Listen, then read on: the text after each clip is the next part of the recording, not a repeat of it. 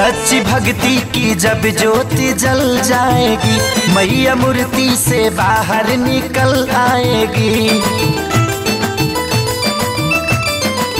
हो सच्ची भक्ति की जब ज्योति जल जाएगी, मैया मूर्ति से बाहर निकल आएगी। पूरी मन्नत हो जाएगी मनाओ तो सही, पूरी मन्नत हो जाएगी मनाओ तो सही। माँ को रहसू के जैसे बुलाओ तो सही। पूरी मन्नत हो जाएगी मनाओ तो सही, माँ को रहसू के जैसे बुलाओ तो सही।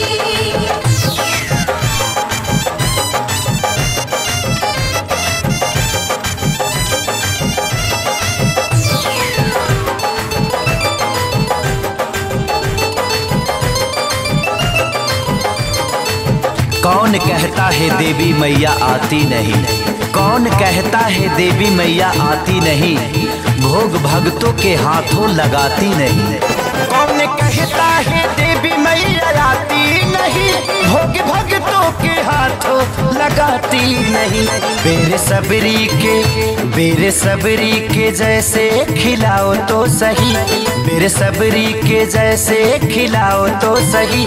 माँ को रहसू के जैसे बुलाओ तो सही। पूरी मन्नत हो जाएगी मनाओ तो सही, माँ को रहसू के जैसे बुलाओ तो सही।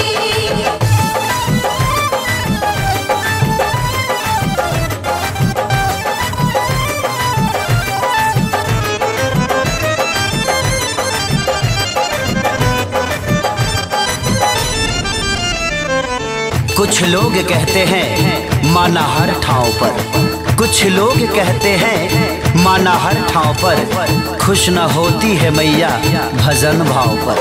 कहते कुछ लोग हैं न मैया हर ठाव पर, खुश न होती है मैया भजन भाव पर। भजन मीरा के जैसे तुम गाओ तो सही, भजन मीरा के जैसे तुम गाओ तो सही।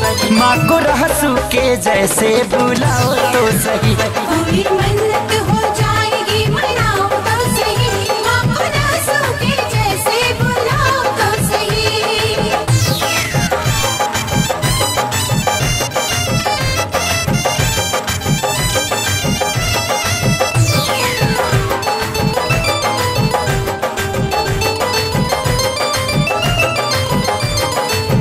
अर्ज माँ से आजाद प्यारे लाल ने किया, अर्ज माँ से आजाद प्यारे लाल ने किया, माँ ने सेवक खेसारी को सब कुछ दिया। अर्ज माँ से आजाद प्यारे लाल ने किया, माँ ने सेवक खेसारी को सब कुछ दिया। दुख आल्हा हाँ दुख आल्हा उदल जस सुनाओ तो सही, दुख आल्हा उदल जस सुनाओ तो सही। माँ को रहसू के जैसे बुलाओ तो सही। पूरी मन्नत